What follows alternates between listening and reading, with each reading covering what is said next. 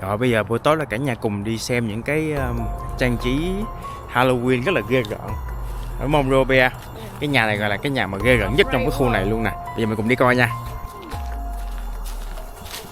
Trời ơi, nhà này xịt khói nữa, ghê quá.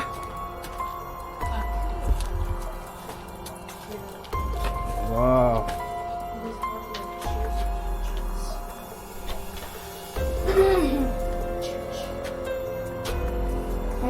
Mình săn đuổi đấy nè. Trời ghê quá, đừng có đụng vô con.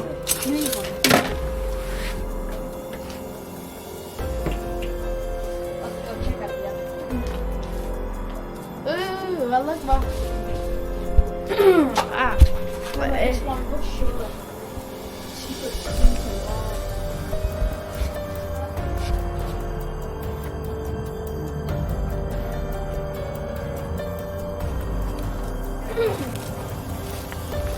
Này có gì vậy? Đây là một cái cầu thang quỷ hả?